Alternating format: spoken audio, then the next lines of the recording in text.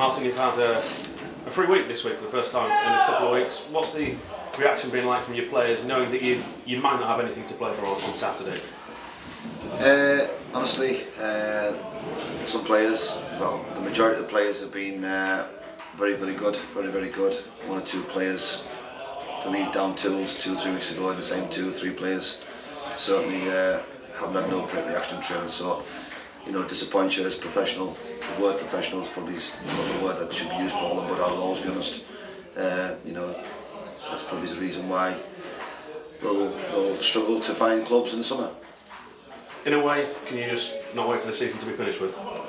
Well, I want to make sure we finish the season with a real honest performance, and again I'll put the players out that I believe will give me the best. The fans deserve that, and it's so important that we got out of Brackley to win again. And you're going to be playing a Brackley side that now we know have nothing to play for on Saturday. What are you expecting from them? Because until the last couple of weeks they were unbeaten at home, but they seem to have knocked down tools this last couple of weeks, maybe taking their foot off the gas a little bit.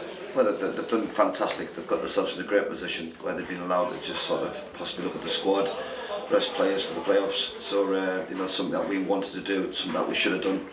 And you know, I apologise to the fans because we failed on that front. And you know, it's so important that people realise that, you know, what we've done hasn't been good enough, and all I can do is apologise. When you look at a side like Brackley, a part-time side who've done so well, they're the benchmark for probably everyone in this division, aren't they, going forward? Yeah, very much so. You know, they have a way, they have a style, they're very resilient. You've probably seen when we played on my opening game, it was a 2-1 win, it could have been a 2-2 draw, it could have been a 2-1 defeat. You know, there was nothing in the game apart from a free kick from John in the last minutes. And they stick to what they do, very much a 4-4-2 outfit, and they're good at it. They're good at it, and they haven't sort of changed their way. Haven't worried about opposition too much. They've just stuck to what they believe, and you know, they produce some fantastic performances and results and cup runs all season. And they've shown what you can do with a solid defence. They've got the best defensive record in the whole division. Yeah, and again against ourselves, you know, you probably had 3 chances on the day and took 2 chances, and it's against the teams like that. And Salford are no different. You know, defensively they've been very strong, ground out 1-0 results, and we've got to look at certainly them 2 clubs as benchmarks of what we have to do going forward. How's your team looking for the weekend? The injury situation I'm thinking of? Kempster's fit, so you know, that's a plus. I thought Sean Newton was magnificent up front in the last home game. So you know, them 2 sort of hopefully will lead the line for us. Beyond that, you know, I think John is where he is still. I think, you know, you're looking sort of now pre-season, but yeah, you know, we've got available lads that are fit, and we'll pick the strongest team. And we know that Alex Kemps has now gone back to us, but it didn't really work out for him in his second spell. Alex Patterson. Alex Patterson. Sorry. Yes, yeah. Listen, you know, he's a young lad, and he found great form when he first came in. As I said to you, he had a bit of a stop-start with injuries when he came back, and probably just didn't get that sort of same game time that he needed. I believe he'll go and do very well. You know, there's so much potential in the player, and you know, when we were doing really well, it was because a lot of what Alex did for us. But he's a young lad. He's now becoming a 20-21-year-old. He's got to go back to pre-season and have a fantastic pre-season and try and kick his career on. I know we're going to speak to you later on next week when you go through your retained and your release list. Do you think the players out there in their heart of hearts know which ones you want to keep, or do you think there are some that may be kidding themselves and they think they're going to be here next year where really they've got no chance? I think if you're honest with yourself, you know yourself whether you've done enough.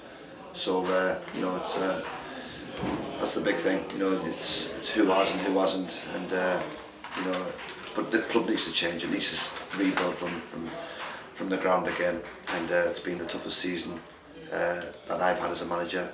Obviously, I've learned an awful lot about people, about the club. You learn more about people when things haven't gone so well, which is so important. You need to have the taste of this to be successful, and I like success, and we've got to get back. We've got to give our fans something really to hold on to, and one thing I plan to do is bring a team, a group of players in, have a fantastic change room, making sure that we have honesty, we have everything. When you sign a piece of paper for the club, you give everything, and that's the big part of our recruitment process. You know, every player that we're looking to bring in, you know, we've got to go to real fine detail of what this player's strengths and weaknesses is about, and recruitment's key. Have you got any tough decisions to make, or is it now in your mind pretty cut and dry? You know what you want for each player for next year. Yeah, I think it's cut and dry, as in we know positions that we need to strengthen. You know, I'd like to bring in this year a left-footed centre half just to give a balance to something simple like that. You know, we need an extra defender, but having a left-footed centre half gives a nice balance in the team. That's just one thing that we've talked about from a recruiting point of view. We understand their main priority is goals. You know, even though Salford haven't got a John Parkin with 20 odd goals, goals are shared out within the team. But to do well, you know, you need two forwards. That's going to get you 20 mark between the two of them, and everybody else chipping in, contributing. You know, Sean, you can get you 10, 11 goals. You know, can you go do that again, Sean? But can the forwards?